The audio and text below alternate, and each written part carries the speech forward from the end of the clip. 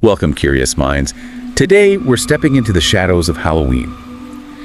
We're going to share a collection of true unsettling stories. You've sent us some truly incredible accounts, and our mission, our goal in this deep dive, is to lay them bare. We'll detail every chilling moment, every puzzling encounter, and then kind of unpack what makes them so profoundly impactful. Get ready to listen closely.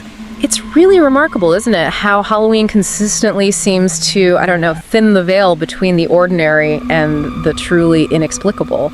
These experiences, whether they're rooted in, human darkness or something more supernatural, they leave an indelible mark. They serve as this visceral reminder that sometimes, the most terrifying stories are the ones that actually happened. Okay, so let's start. We begin with a chilling incident from 2010. It involves a freshman living on campus. It was the night before Halloween, and earlier that afternoon, while playing soccer, they kept noticing this specific SUV driving by, repeatedly. Just driving by. Yeah, it stood out because it was there at least twice when they had to, get their ball from over a fence. Later that night, around 11 p.m., they're coming back from a party, and they see this stream of police cars, ambulances, fire trucks, but all moving silently through the streets. No lights, no sirens. Nothing, eerily quiet. Then, the very next day, the horrifying truth comes out online. An SUV had been found ablaze in a parking lot, maybe half a mile from where they lived, and inside, a woman's body. Oh, God. The roommate later confirmed, sirens had been going nonstop for 20 minutes, but that was shortly after they'd left for the party. Then more details surfaced. A man had murdered his wife, broke her neck, bludgeoned her body, and then tried to incinerate the evidence in the SUV. The chilling realization for our narrator. The killer was setting his wife's body on fire at the exact same time the narrator was getting dressed for a Halloween party. Wow. Oblivious. Completely oblivious. Dressed as Woody from Toy Story. The most disturbing thought for them. Someone was driving with a corpse just yards away. 20 yards. Right there on a supposedly secure university campus in a safe city. Yeah, this incident, it just chillingly illustrates what some call the proximity paradox. How extreme, unthinkable violence can unfold right in plain sight, completely masked by the mundane, until hindsight just brutally shatters your perception of safety. Exactly. It makes you question how much we truly actually perceive around us. Absolutely. The idea that something so horrific would be happening so close and you'd have no idea. Yeah. It's truly unnerving.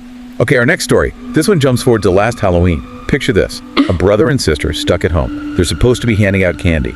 The dreaded task when you want to be out yourself. Right. They were not thrilled. They wanted to go trick-or-treating, but their parents insisted they were too old. Classic. So at 10 p.m., the candy's nearly gone. They decide, okay, let's just finish it off ourselves and watch a scary movie. Then, a knock at the door. Despite the fact they'd turned off the porch light, all the Halloween decorations were off clear signals, right? We're out of candy. Someone's still knocking. So they look through the people, and they see this suspicious man. He's wearing a black hood up, so most of his face is obscured. They could only really make out a beard, and the narrator described them as wry, crusty lips. Not exactly friendly sounding. Not at all. And he wasn't in costume. Looked way too old to be trick-or-treating. Very thin, hands stuffed in his pockets, and he was shaking slightly. Shaking? But it wasn't cold. Exactly. Not cold enough to be trembling like that. Just every single red flag went off in their head. So the narrator yells to the door, "We're out of candy." The man responds with this smile that wasn't friendly at all and asks, raspy voice, "Are you alone in there?" Chilling question. Right. The younger brother grips his phone, whispers, "Should we call the police?" The man outside lets out this low grumble, says, "Sounds like you're not alone in there." So the narrator just shouts, "Get the F away from my house or I'll call the police." The small vanished. He apparently bared these piss yellow teeth. But thankfully, he left, didn't try to break in, seemed like he realized they were serious. That's incredibly scary. Yeah, but they didn't call the police then. Because, he hadn't actually tried to force entry. But the very next day, they learned the elderly woman a few houses down had been brutally murdered, found on her front porch, covered in blood, stabbed multiple times, chest and neck. Oh no. They instantly knew who had done it. They told the police everything. But because they couldn't give a clear facial description, he was never caught. Never caught. The narrator still blames themselves, thinks that they just made that call, maybe it could have been prevented. And the most disturbing detail of all, nothing was taken from the victim's house. It was untouched inside. His only intention was to kill. Wow. That story is just a stark example of how our innate tendency, to rationalize the abnormal To dismiss clear red flags, it can have true devastating consequences. The perpetrator's clear intent here, just to harm, not to steal. That's a chilling deviation from typical motives. It highlights this pure, unadulterated malice. It's such an important lesson, isn't it? That sometimes that gut feeling, that instinct, it's there for a very real reason. You have to listen to it. Okay, our next account. This one, it takes us to a really harrowing incident that happened after a party. The narrator and their friends are walking back to their apartment. They get catcalled by 3 drifters. Initially, they just shrug it off, but then the situation escalates. One of them calls out, "Hey, beautiful, how about a kiss?" The narrator, feeling a bit sassy, maybe a bit emboldened by the group, retorts, "No thanks, girls are more my type." Okay, bold move. Yeah, and to their shock, the drifter replies, "Hey, my friend here likes the ladies." And suddenly, this homeless girl just materializes from nowhere and kisses the narrator right on the mouth. Whoa, that's unexpected. Totally unexpected. Later on, the narrator gets separated from their group in the crowd, and unfortunately, runs into the same 3 drifters again. They ask the narrator where a liquor store is. The narrator points them towards a nearby grocery store. The drifters then say, "Okay, you can show us," and before they know it, they're shoved into the drifter's vehicle. Oh no, not good. They naively assumed, okay, they'll just drop me off at the store. But no, the drifters kept repeating this phrase, "The power does what it wants." And they drove away from the safety of campus, onto the freeway, out of state. Out of state, seriously. For the next few hours, the narrator was driven through 3 different states, pleading for their life. They remember the drifters kept saying, "The power does what it wants," and talking about having fun with them. Finally, resigned to the worst, the narrator tries this desperate tactic, mentions their family is full of police officers, that this is a federal crime, offers not to press charges if they just take them back to campus. Did it work? Well, the homeless girl, the one who kissed them earlier, she started to waver. Said something like, "Guys, she's really scared. Maybe we should just drop her off somewhere. This doesn't have to get worse." So they finally returned to campus. And as the narrator is being pulled from the car, a police officer actually calls their name. They see the officer. Wow, timing. Incredible timing. The girl shoves them towards the cop, yelling, "The power does what he wants, and tonight it let you live." The power does what it wants. What a chilling phrase. Isn't it? This whole ordeal had lasting repercussions. The narrator's roommate dropped out of college, joined the military. The narrator transferred schools. It's just a stark reminder. Be careful walking at night. Always keep your phone charged. That chilling shift in intent, it really underscores the terrifying volatility of human malice. It highlights how thin that line can be, between just passive observation and an overt, terrifying threat. And that phrase, "the power does what it wants," it's particularly disturbing. It hints at this almost nihilistic detachment, like they weren't even in control, just conduits for some dark, uncontrollable urge. What an absolutely terrifying experience to be so close to campus, safety right there, and then suddenly just so completely vulnerable. Okay, next up we travel to Scotland, a place where Halloween traditionally isn't a huge celebration. But this particular year, it became unforgettable for one person. They were handing out candy. Saw the usual kids from their street, some unfamiliar faces, and then an adult, standing at the end of the path, dressed entirely in black, wearing some kind of unrecognizable mask over their face. Just standing there. Yeah. After getting treats, the adult just stayed there. Didn't watch the kids leave. Stared directly at our narrator. The narrator slowly backed into the house, watching them. The figure slowly raised a hand and waved. Creepy wave. Definitely creepy. The figure only left when the narrator's mom appeared at the door, signaling they weren't alone. Okay, so later that night, the narrator's home alone, in their bedroom, on the computer. Their dad had recently installed a motion sensor light right outside their window. Ah, those things. Yeah. Normally it clicks off pretty quick, but this time it stayed on for 5 minutes straight. So they open the blinds to see what's going on. Their stomach just drops. Don't tell me. It's the same masked figure from hours before, sitting on the fence, waving at their window, seemingly just waving to keep the light activated. The waving slowed right down as soon as the figure spotted them at the window. Became, as they put it, seriously creepy. That is terrifying, sitting on the fence. Right. Fortunately, just then, they hear the front door open. Parents are home with the dogs. They rush downstairs, screaming about the guy on the fence. Yet their dad doesn't hesitate, grabs the dogs, runs outside, shouts, "Get the F out of here, you creep. I'm going to call the police." On the dad. Yeah, that scared him off. The narrator, still shaken, convinced their parents not to call the police.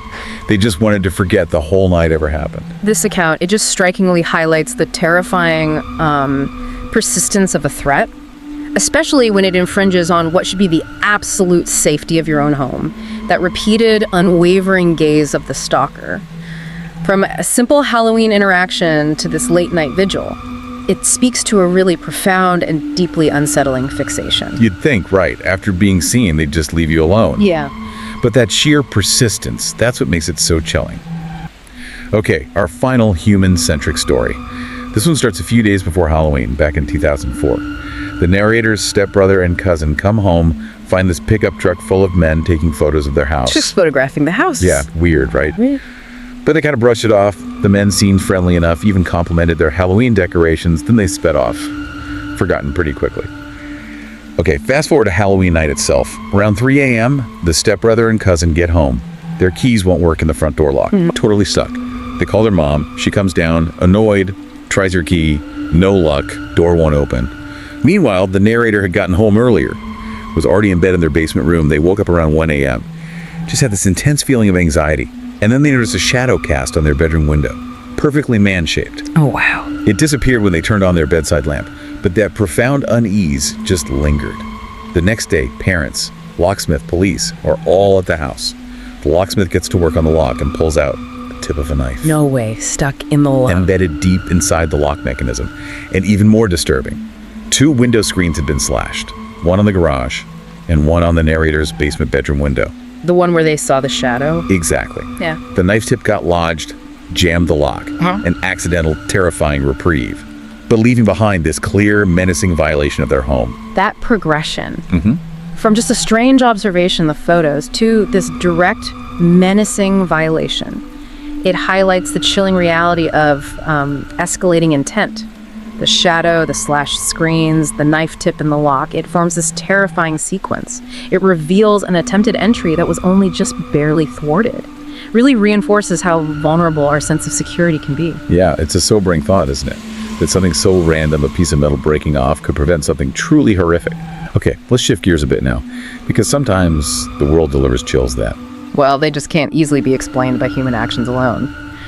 Halloween, it really seems, can be a particularly thin moment between our reality and, well, something else entirely. The veil things, as they say. Exactly.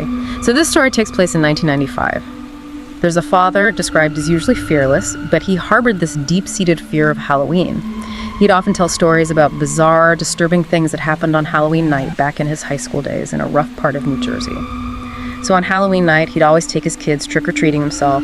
His wife would stay home. He didn't want them out alone, maybe, because of his experiences. Seems likely. So, this one Halloween, the narrator and their sister, dressed as a witch and a 50s poodle skirt girl, are with their dad. They're walking down the last street, almost home. The narrator realizes they've lost their mom's favorite scarf, a cherished item. So they walk all the way back, toward this dark corner of their street that borders some woods. Suddenly, the dad sees something. He starts crouching down, staring intently into the dark. What did he see? Well, they find the scarf strangely tied to a branch. But then the dad just lets out this scream. Not like a startled scream, but low, throaty, furious. And he starts cursing. Whatever he was staring at then bolted out of the trees and ran down the street opposite from where they lived.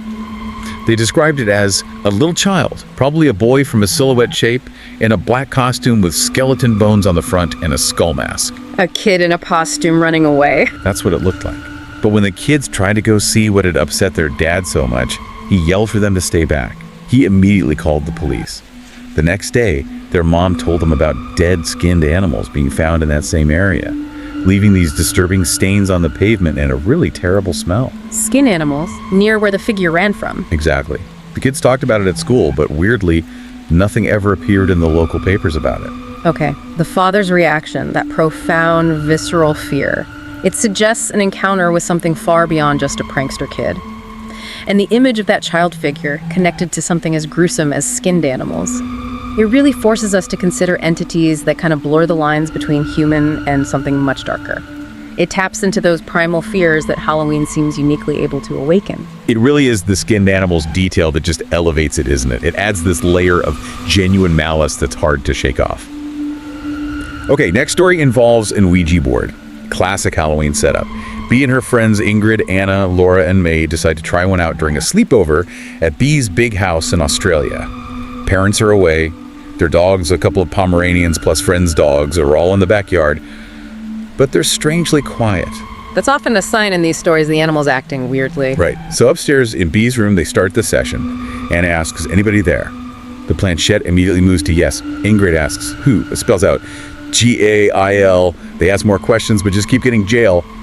B gets a bit impatient, maybe. Ask, what's going to happen tonight? The board spells D-O-G-S. Oh, okay, that's specific. Very specific. They ask, what are you going to do to our dogs? The board replies, chillingly, Y-O-U-L-S-E-E. They push the board aside, sit there staring at each other. Stunned silence. Then the quiet is just shattered by this piercing whimper from the backyard. They rush out. Find Laura's dog, Archie, whimpering in a corner, terrified. They bring all the dogs inside, frantically checking them over. Laura suddenly screams.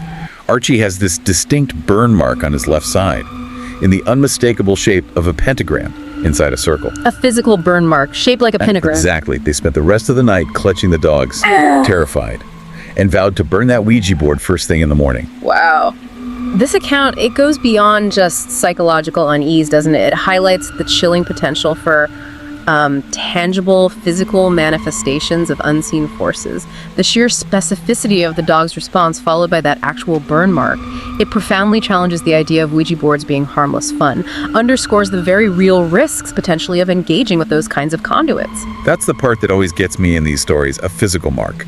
It's one thing for a board to spell something out, maybe move on its own, but for an animal to be physically injured, that's terrifying. Okay, this next incident. It happened on Halloween night, 2005, witnessed by 6 people. They decided to visit a local haunted mill. The place was steeped in this grim legend of family tragedy. What was the story? Supposedly, a mother drowned her 4-year-old son in the nearby pond, then attacked her husband, shot him in the head in the attic, and finally hanged herself there. Dark stuff. The legend claimed, if you go to the attic and insult her, she'll appear. The classic dare the ghost trope. Usually doesn't end well. Right. So they arrive at this old stone house, deep in very dark woods. First weird thing. 2 large black horses just standing inexplicably right in front of the house. Just there, in the woods. Yeah. Then they have to crawl through this small basement window to get inside. As the narrator is crawling through, they feel someone push them hard from behind. And at the same time, they snag their hand on something inside the window frame. Felt thorny, like barbs digging into their skin, but when they looked, no visible mark. Strange. Physical sensation, but no physical evidence? Exactly. Inside, the walls are covered in graffiti. Upside down crosses, 666 signs. You know the type. So they get up to the attic. The narrator, being the designated skeptic and therefore the bravest, shouts some choice curses, daring the spirit to show up. Nothing happens. For 15 minutes, just silence. So they decide to leave. As they're heading out, the narrator snaps one last picture of the empty attic. Swears that they caught a glimpse of a lone female figure as the flash went off. Just a glimpse. Yeah, fleeting. Yeah. Later, they get the photos developed. This was 2005, remember? Right, actual film. The photos reveal some chilling details. The picture of the horses, they have glowing red eyes. Could be camera flash, but still unsettling given the context. Definitely unsettling. Photos taken inside the house show millions of orbs all over the place. But pictures they took of the barn, the pond, an old shack nearby, no orbs at all. Interesting distinction. Orbs concentrated in the house itself? Right. The attic photos. No. Nothing unusual, which meant nobody believed the narrator about seeing that figure. But the very last picture snapped at the side of the house as they were leaving. That was the creepiest. A few random orbs, sure, but one distinct bluish-purple orb with a distinct outline of a skull inside it. A skull orb? Hovering directly over the exact spot by the basement window where the narrator's hand was snagged on those thorns. Whoa, that's specific. And it gets weirder. In the following days, this odd rash appeared on their fingers, right where they felt the snag. Doctors had no idea what it was. It's really fascinating how photography sometimes captures evidence the human eye misses. It acts like a window into the unseen, doesn't it?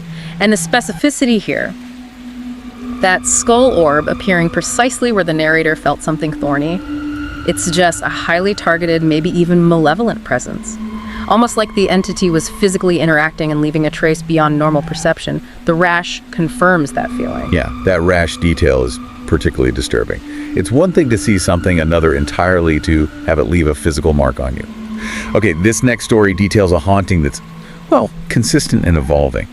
Back in 2005, the narrator was 10 years old. They moved into an apartment with their mom. And every Halloween, around midnight, this white figure of a little boy would appear in their living room, just staring. Every single Halloween. Every single Halloween since 2005. The very first time, narrator's asleep on the couch, wakes up around 1 a.m., felt something tickling their feet, opens their eyes, sees the boy way over by the wall, closes their eyes again, maybe hoping it's a dream, reopens them. He's undeniably closer. That's classic nightmare fuel right there. Totally. Their mom, however, didn't believe them, brushed it off. But here's the truly disturbing part about this apparition. Every year, the boy gets clearer and clearer. Sharper image. Yeah, and bigger, as if he is growing up with me. When the narrator was 13, they said the boy also looked about 13. A ghost, aging, or appearing to age alongside the narrator. Exactly. Wow. The consistent, evolving nature of this haunting is remarkably unique. It really deviates from typical spectral occurrences, static figures or replays. It raises this compelling question. Is it just a persistent apparition? Or is there some strange, inexplicable connection developing between the living narrator and this spectral child? Almost as if their paths are intertwined in some kind of paranormal growth. That's such a profound thought, isn't it?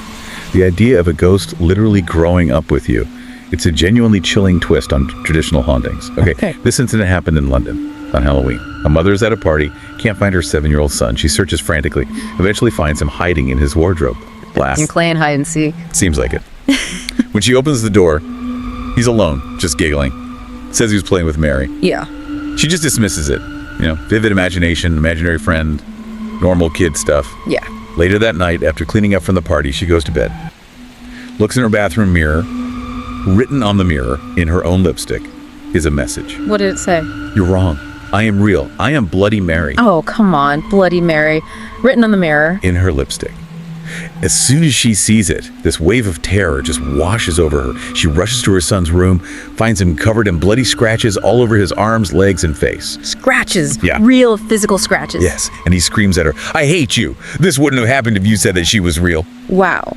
This just completely blurs the lines between childhood fantasy, maybe playing a game, and a terrifying reality. It forces you to consider, did the mother's denial of Mary's existence somehow directly provoke a violent physical response from whatever this entity was? Manifesting not just as a message, but as tangible, harmful scratches on her son. It's a stark warning, maybe, about the power of belief or disbelief when facing the unknown. The physical harm is what makes this story so visceral, I think. It's not just a creepy message anymore, it's an actual attack. All right, let's travel to the Philippines for this next one. Happened on Halloween 2004 in a cousin's house in Antipolo City. The ground floor of this house had been abandoned for about 3 months. As the narrator's walking downstairs, they see this dark, tall shadow about 6 feet tall pass by the kitchen door. Just a shadow figure. Yeah, but we can't ignore it.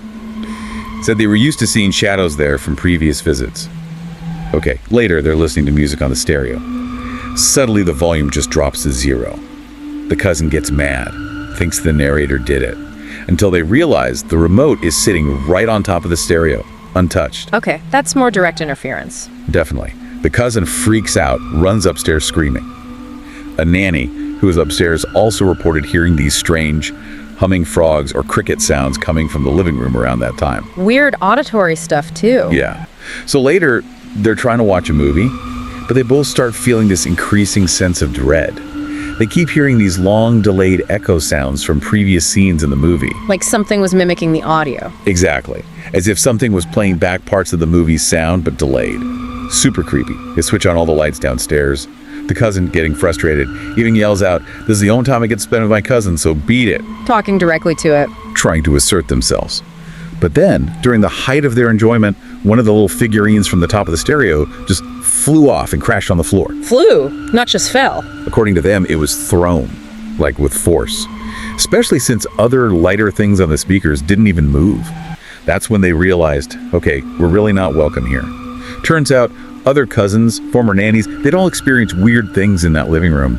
Nannies apparently just left, sometimes without even waiting for pay, because they were terrified of that same shadow entity. What's really compelling here is the clear escalation, isn't it? From just passive observation, seeing shadows, to direct, intelligent interaction with the environment. This presence didn't just lurk, it actively interfered. Mimicked sounds, dropped the volume, even threw objects. That strongly suggests a powerful, assertive, and undeniably conscious entity at play. Yeah, it definitely sounds like whatever was there was actively trying to make them leave. And it worked. Okay, this next experience is quite different. It's described by Satori, and though the exact year is blurry, the feeling remains strong. It happened at an all-girls Catholic college. There was this particular bathroom rumored to be haunted. People said it had icy cold air, strange occurrences. You know the drill. One Halloween, Satori and a friend decide, let's do it. Let's try to talk to the spirit. They go into the specific stall that had an old bathtub that was supposedly the center of the energy. Braving the haunted bathroom. Okay. Inside, Satori feels this distinct tingling, almost like an electric current coming from the walls and the faucets. But strangely, not fear. More like stunned, calm. And then they saw it. The pale image of a young girl with dark hair and deep, sad eyes. She was wearing some kind of slip. Her wrists were cut. Blood was dripping down the drain. Satori noted eerily, she looked like me. Wow. A very specific, tragic apparition. But Satori felt profound sympathy, not fear. Turned to her friend and said, I think she put the razor in the soap dish. Just this intuitive thought. As they spoke, this warm, prickling presence intensified around them. Satori gently said to the apparition, come out, don't be afraid. Then, softly, it's okay, we understand, you can go back. The feeling seemed to move upward in Satori's body and then just disappeared. So they acknowledged her, showed understanding. Exactly. But then an overwhelming feeling of sadness and loneliness struck Satori, just as the girl seemed to stand up, ready to leave. Satori, with this gentle understanding, said, I'm so sorry, but we can't help you. You need to go back now. And just like that, the sadness lifted. The room felt lighter, the spirit left, and apparently never returned to that bathroom. It never came back. Never. Satori never forgot her, though. Learned a powerful lesson from it, that compassion heals all wounds, whether alive or dead. That encounter really challenges our conventional notions of haunting, doesn't it? It poses this truly profound question. Can empathy and understanding genuinely interact with and maybe even bring peace to these disquieted spirits? Satori's experience offers a remarkable perspective. It suggests not all encounters have to be malevolent or terrifying. Some might just be cries for connection or maybe for healing. It really is a beautiful and deeply moving side to what we typically think of as just a ghost story. Shows a different kind of interaction as possible. Okay, next we have a story involving, well, floating teens. In 1995, on a country road near Greenbelt, Maryland, Pamela and her brother are driving home just as it's getting dark. Halloween time. Suddenly this black vehicle appears behind them. Glaringly bright headlights, approaches with impossible speed, then it floats up beside them like it's trying to pass, but it's literally floating rather than riding the pavement. Floating. And weirder still, it's floating directly in the path of oncoming traffic. But the oncoming cars just keep going, completely unimpeded, as if the floating car isn't even there. Phantom car. Okay, what about inside? Inside, they see 4 young teenagers. 2 young men, 2 young ladies. No. Dressed in what looked like 1930s or 1940s farm clothing.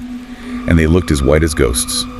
The front passenger turns, looks directly at Pamela and smiles, then turns back. The 2 in the backseat just stare straight ahead, motionless. Then inexplicably the car floats past them and just vanished into thin air. Just gone. Poof, gone. But here's the kicker. This wasn't a one-off. In 1997, Pamela and her brother are on the same road, around the same time of year, same time of day. The exact same spirits appear. Repeat the identical scene. Floating, staring, vanishing. Does anything happen again? And again. In 1998, Pamela's brother is driving alone on that road. Same time, same place. The ghosts appear again. Replay the entire scenario. The narrator speculates maybe these teens died in a terrible Halloween accident on that road, and now they're just tragically stuck there. What's truly compelling here is the striking consistency, the repetition of the apparition. It's almost like a perpetual loop playing out. This is a classic example of what many paranormal researchers classify as a residual haunting. It's like the traumatic energy of an event got imprinted on the location and just keeps replaying itself. It suggests it might be less about an active, intelligent ghost interacting with the present, and more like witnessing a spectral echo of a past tragedy just stuck in time on that stretch of road. Like a tragic cinematic loop replaying forever. It really makes you wonder about the kind of energy that can be left behind by past events.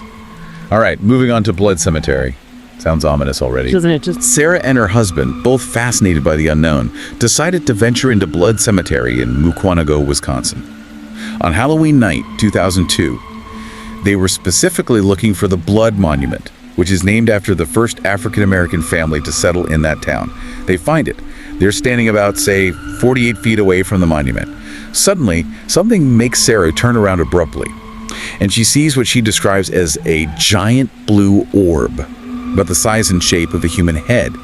and floating about head height off the ground. A giant blue orb, that's pretty specific. Yeah. Apparently that was all it took.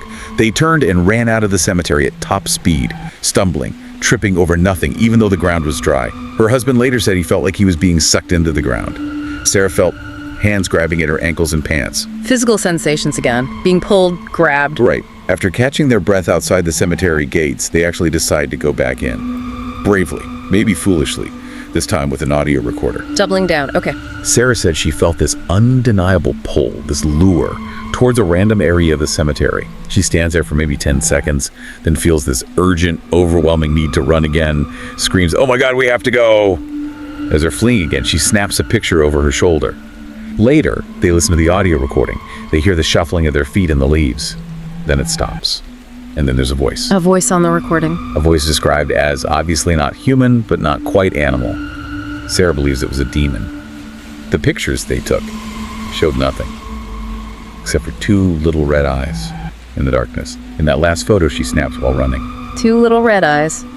This narrative really plunges us into the complex sensory experience of a haunting, doesn't it? It goes beyond just seeing or hearing things. It includes those unsettling physical sensations, being pulled, grabbed, that makes it feel so much more invasive, more real.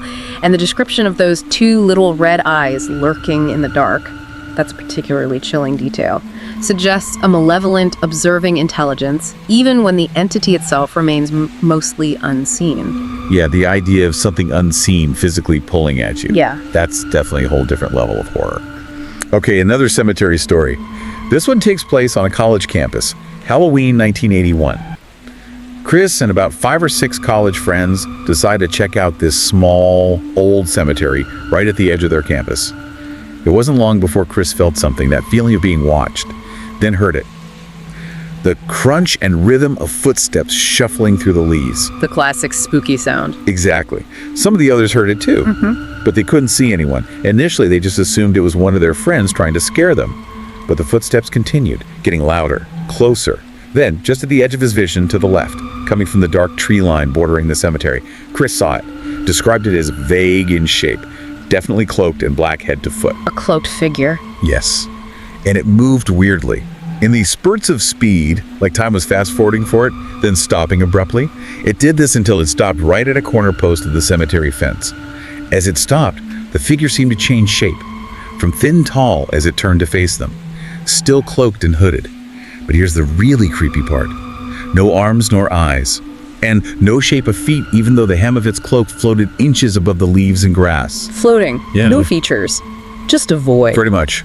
Utterly terrifying. There. Chris just ran. Didn't think, just bolted. Felt someone running right beside him. Was relieved for a second to find it was one of his friends. They stopped, way outside the cemetery, out of breath. Asked each other what they saw. Both described seeing the exact same vision. Shared hallucination or shared experience. Who knows? But since that night, they've never spoken about it again, ever. The power of a shared visual and auditory experience like that, especially among a group, it lends significant weight to the account, doesn't it? It leads to this profound unspoken understanding, or maybe unspoken terror, between friends. And the description of the figure itself, vague, cloaked, defying any conventional understanding of form or movement, makes it particularly unsettling. It exists outside our known reality. Yeah, the fact that they both saw the exact same bizarre thing and then just mutually agreed never to discuss it, that really emphasizes the sheer terror of that night for them. All right, penultimate story here. This one involves a black dog and a nightmare. A few days before Halloween, JF is driving her boyfriend home in a small Texas town. Late at night, she starts to get this really eerie feeling that something evil was up ahead. Chills run down her spine. Starts perspiring, even though the car's AC is blasting. That primal sense of dread. Exactly. As she comes up over a hill, this large black dog walks directly out in front of her car. Just casually strolls out, showing no fear at all. JF slams on the brakes, stops maybe 5 feet away from it. The dog just stands there, staring at the car. At her. Just staring. Yeah. She turns on her high beams to get a better look. Its eyes turned a golden reddish tint in the bright light. After about a minute of this unnerving standoff, the dog calmly walks away. She looks in her rearview mirror. It's vanished. Completely gone. The phantom black dog, a classic omen in folklore. Right.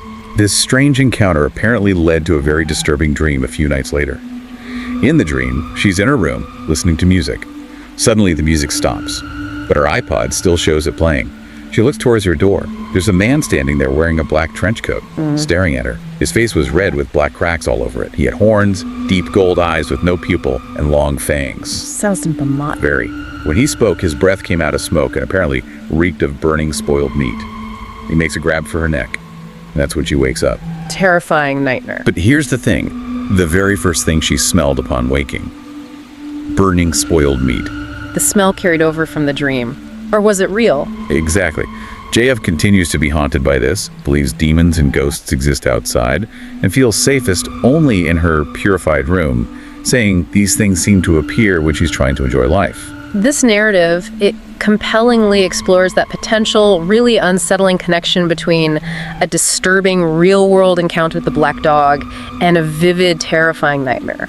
Was the dog a harbinger? Was it some kind of demonic familiar, as some folklore suggests? Or was it a catalyst that somehow opened a door for a more profound, maybe spiritual attack in the dream? That lingering smell, the burning spoiled meat, creates this truly chilling sensory bridge between the dream state and her waking reality. Blurs the lines completely. It really is those lingering physical sensations, the smell, the feeling of being grabbed, that truly blur the lines of where the horror begins and ends. Okay, our last two stories are a bit different, maybe slightly less terrifying, more strange. This first one is about a potential Halloween fairy. A fairy? Okay, that's a change of pace. Right. On the night of an elementary school Halloween party in central New Jersey, 2008, Richard is outside the school, can see his kids through the large cafeteria windows. He's just standing there, maybe having a smoke. He notices this tiny but intensely bright orange light dancing about at the treetops, near the tree line past the school parking lot. It fluttered, he said, like a butterfly, erratic up and down motions, side to side, about 20 feet off the ground. Not a drone, or reflections. He considered maybe it was Halloween lights strung up high, but the way it moved just didn't make sense for that. Too erratic, too. Alive. As he's watching, pondering, it flies directly toward the tree line and then just vanishes, disappeared. Richard went over, checked the area at the end of the parking lot near the trees. Nobody there, except maybe someone sleeping in a car, but no one who could be controlling a light. He could only conclude, maybe slightly whimsically, it must have been a fairy enjoying the holiday festivities. What stands out here is that sudden, unexpected appearance of something potentially beautiful, or at least otherworldly, amid the usual Halloween festivities.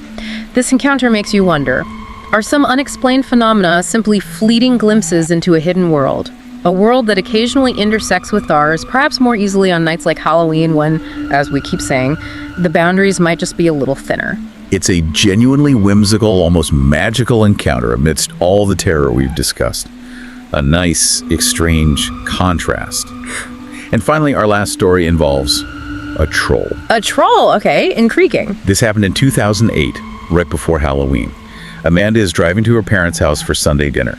It's a trip from our home near Pinecrest, Tennessee, out to their more rural place about 5 miles further out. She's running slightly late. Comes around this sharp curve in the road and suddenly has to swerve hard to avoid hitting something. It was sitting right on the edge of the road on the passenger side. Its legs were stretched out into someone's driveway. Its back was facing the road. Sitting in the road. Dangerous spot. Extremely dangerous. She described it as all black. Wearing a black hat, straight black hair sticking out, it looked slumped over and lumpy, almost like a stuffed dummy. The back of its coat looked like it was stuffed with leaves. Amanda, annoyed, assumes it's a Halloween prank. A dummy left out to scare drivers. So she slows down, passes it carefully. But then it turned and looked at me. The dummy turned. It turned its head and looked right at her. She described its face as sunken and wrinkled like a dried apple, and solid black like the rest of it. It didn't move any other part of its body.